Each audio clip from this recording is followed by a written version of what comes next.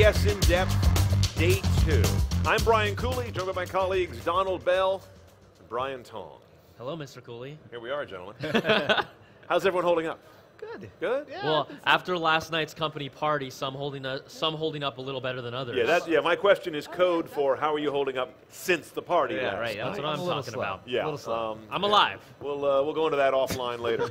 Anyway, we're here live at the CNET stage of the Las Vegas Convention Center. Let's talk about the big must-know products that CNET editors have spotted in the last 24 hours since we last did one of these roundup shows. So guys, let's start with something called LG Home Chat, which was announced a couple days ago. We first got a really good piece up on it here, where you can use text commands to control and program your smart appliances. The idea here that LG says is instead of having to get another app and learn another interface and its own peculiarities, just text the thing. Say, hey fridge, how you doing? Yeah, one of the examples that they used in this video is that it knew what doing it later? knows. It knows what's in your fridge, right? Yeah. So you just say, look for a recipe, and because it's a smart refrigerator, it would then suggest a recipe to eat. Now, based on what's in my refrigerator, I don't know if they could find something I would want to eat. What's in your fridge? Let's say there's ramen, there is Spam, refrigerator ramen. there is orange juice, Spirulina, I'm sure. you know, some molded cheddar cheese, so we can make A little something with- quinoa. Yeah. I feel- Quinoa? You take me as a quinoa guy? Come on. A little quinoa in your fridge? Quinoa. There's yeah. got to be. Yeah. It would be very difficult. I'm a little uncomfortable with this. I feel like SMS is a very personal medium, and this is like a step towards my Only a true geek would appliance say is that, becoming right? sentient and actually judging me for what I refrigerate or don't refrigerate or take out or don't, or what I leave behind, or the quinoa I'm not eating. And you know, when you accidentally text the wrong person on your little text inbox there, it's like, Right. oh, that shouldn't have gone out that way. Well, you know, the things you might say to your fridge, you might not want to say to any friends. You big square dummy. Or, hey, I think you're cool. Ha-ha. All right. Anyway, that's just got that one. That's what's going on there. Yeah, that's about as good as I've got right now. Okay, how many folks here are using any kind of gesture control on their technology, whether it's shake your phone or a leap motion or Even something like a none Kinect. of you? Okay, Even something like- then you can sleep during this story. Elliptic Labs showed our Jessica Dolcourt something that is a new kind of gesture control built into mobile devices, or it could be a laptop. There she is showing it there. But instead of using infrared or some kind of an optical technology, it's using sound waves that are coming off the device toward you, but you know, they're harmless, ultrasonic. And I was looking over her shoulder while she was getting this demonstration and getting this technology down, and it looks to be very, very forgiving. In other words, it's not, it doesn't have to have a perfectly clean environment around you. It doesn't have stray light interference issues. It looks kind of robust. And, did you like it though, or I mean, did you get to check it out? From what I could tell, you know, seeing her use it here, it looked like it was, you know, more or less working right.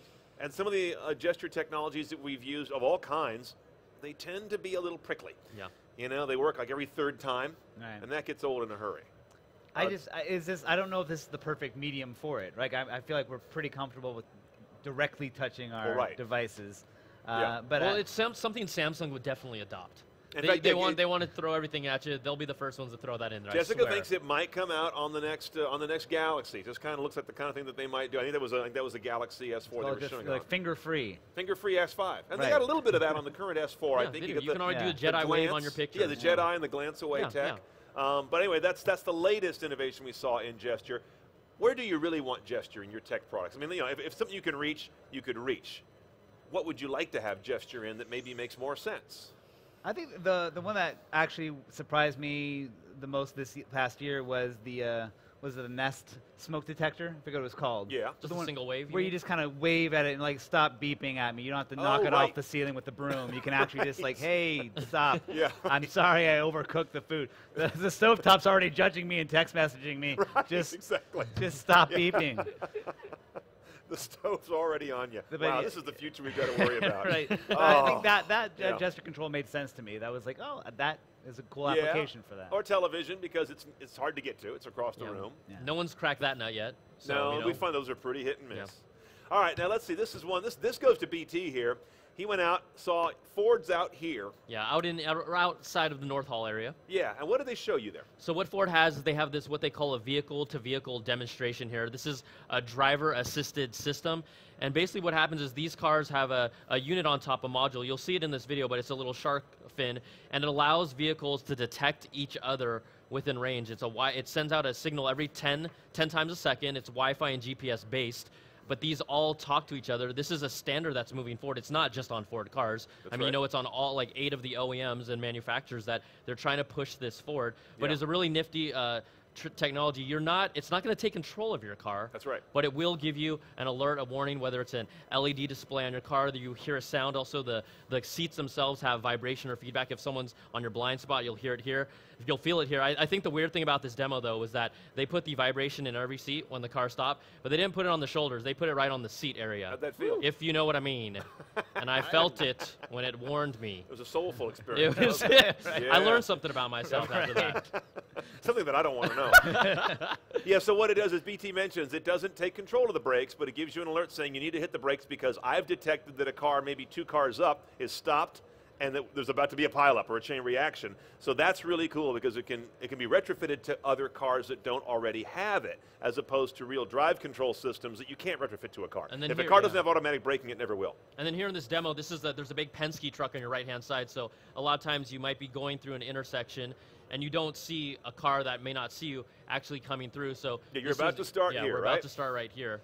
And driving toward a cross intersection is what's being mocked up here. Exactly. And there's cross traffic coming from the right. I had to put on my seatbelt there. BT's buckled up. I didn't have my seatbelt on the whole demo. And there you go. And as that car went by, that car blew a red light, basically. Yeah.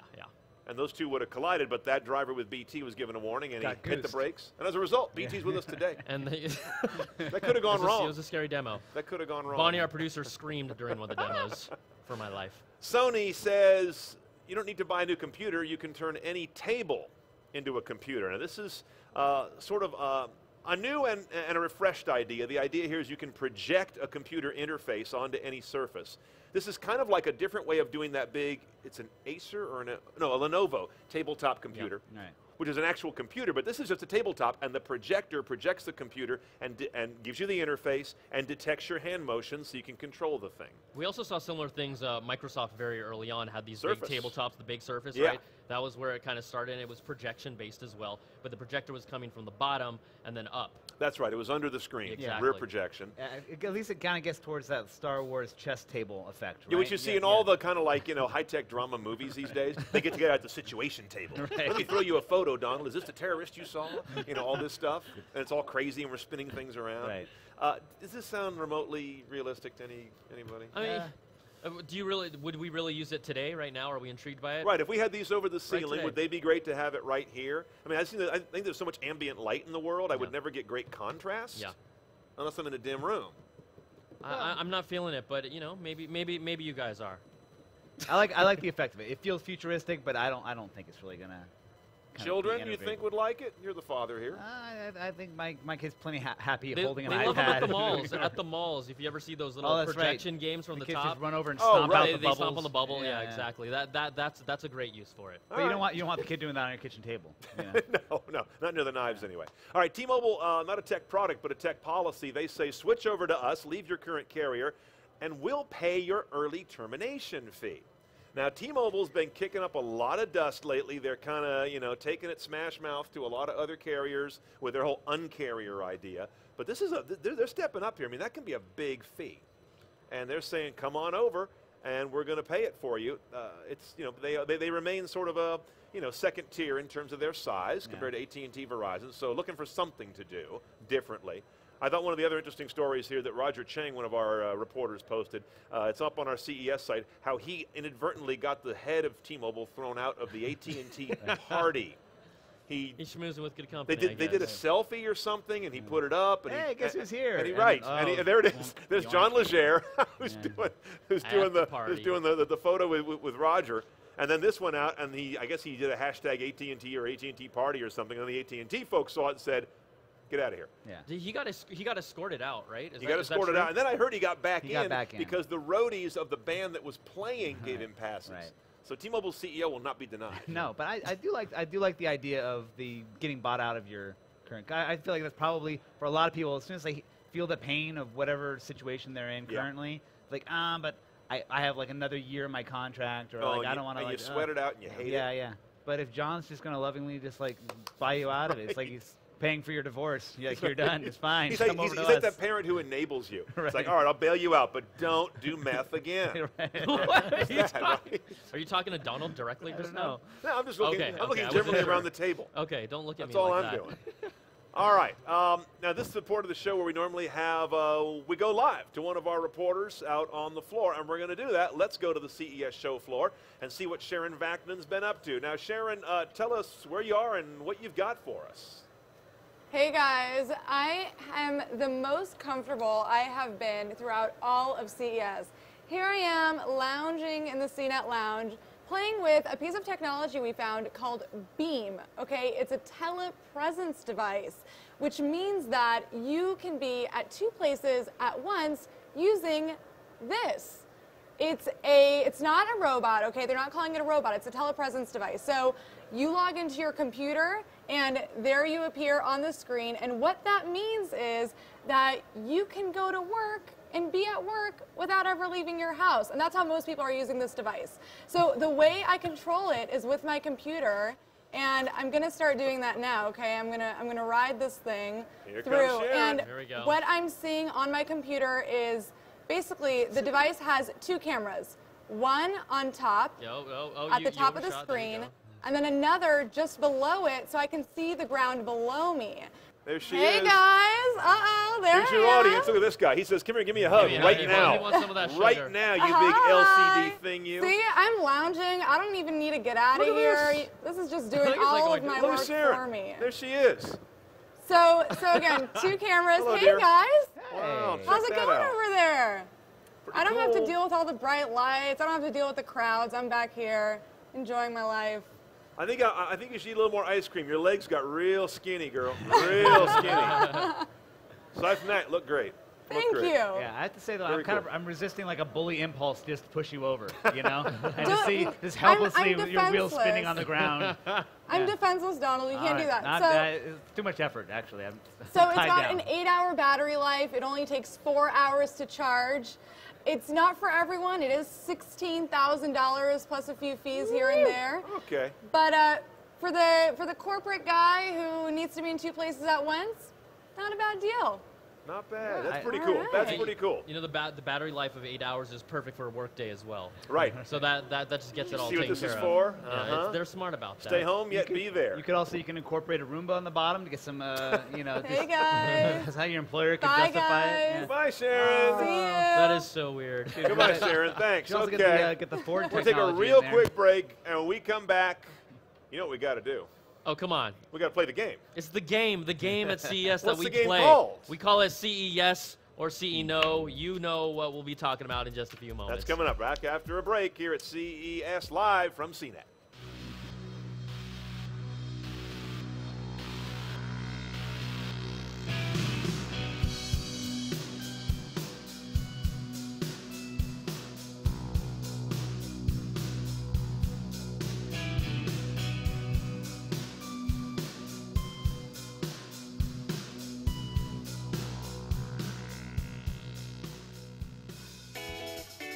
My dad had a Honda, my mom had a Honda. It was coming from a 2007 Honda Accord. I traded it for a Ford Fusion Titanium. I, no joke, probably test drove 15 different vehicles. I kind of was indifferent toward Ford, and then I sat in the Fusion for the first time, and I was just like, wow, this is it. You have the power, but you have the fuel economy. That's what EcoBoost does. I love to tell people, look at what Ford has to offer.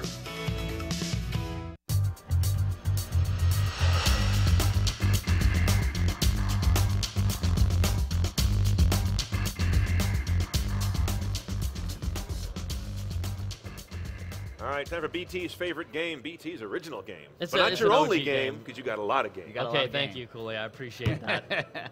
Now I'm feeling uncomfortable. No, I'm not. All right, guys, check this out. We're going to hit some music, have a little fun here. This is where we show you some of the things we've seen here on the CES floor. Sometimes they are gadgets. Other times they are just things that we see, because we see a whole lot of stuff here, all right? Yeah. So there's different ways to get people's attention at booths. One of them is posing in a yoga form, and I want to know if we see this picture here. Bring it to us. I'm looking at it. What are we looking at? Bring it up. That logo? Want to get that a yes or a no? Is There that we what go. we're doing? Huh. Would there you it go is. into that booth, Cooley, with someone flexing like that? Look at What it. is going on? What is she doing? Is that the warrior pose? Who does yoga here? Is that the warrior? Oh, that's the, yeah, right. It's like downward dog, upward cat, you know, warrior, ha. Or it's the, you know, I work at a restaurant pose. I'm carrying 2 platters, but her hands are in the wrong position. Okay, I'm gonna go in there. All right, everyone knows this one. The smell in the South Hall, it is amazing. Thanks to this Ben & Jerry's Is booth. that what that is? CES or no, fellas? CES. CES? Yes, my goodness, of course. Resist ice cream. All right, you also see a bunch of this stuff. I thought this was quite odd. A man trying to exchange numbers with 2 feathered women outside of the CES sign. It's a guy trying to get his game on. CE yes or no, Cooley? Both of them are married to rogue cops. CE no. No, I don't want to die tomorrow. Yes. No. Too good to be true. I'm gonna stay clear. Okay, stay clear of that. All right, here, this is an actual product here. This is Intel's concept of a wireless charging bowl. Oh. Right now, it supports your smart headphones. You can throw in there and it charges them wirelessly. They're hoping that they can bring this standard to things like, you know, your cell phone or other products. It's a bowl that charges. CE yes or no? I thought it was a new bidet, so CE no. Yeah, I thought it was like a ironclad undergarment or something like that. It kind of looked. Not CE since no. the Renaissance have we had things quite like that. All right, and one of the hottest cars in the world right now at Monster's booth, the Lamborghini Veneno, $4.5 million. 1 of 9 made. Cooley, you're a car guy. You're going to be shocked. CE no. No, I know. I can't handle that kind of visibility. Yeah. It takes a big man to handle that kind of attention, and that's too much. I don't want to be seen I love like being that. able to park my crappy car and have no fear that anyone's going to try to steal it. This thing would give me a panic attack just leaving it somewhere. Yeah, the dude who runs Monsters, this is, right? Yeah, this is Monster's CEO's car. They outfitted it with all types of speakers. It honestly sounded hot inside. I mean, it was great. But, you know, 4.5 mil, you got that change later. Look, I'll say it. That's why those cables are 45 bucks. All right, guys, there you go. That's it. That's it. All right. Thanks, everybody. That's it for today. We're going to do this again tomorrow, but at a little earlier time, 11 a.m. Pacific, I believe that is. And we'll do our last CES in-depth then. And that'll be the final word, not just on the day, but on the most important trends and products that we've seen for the entire show. Because by tomorrow, everyone's got a good perspective on it. That's it till we see you tomorrow. And the stage is back at it with all kinds of great CNET programming as you are wrapping up the show tomorrow. Thanks for being with us. Good night from CES 2014.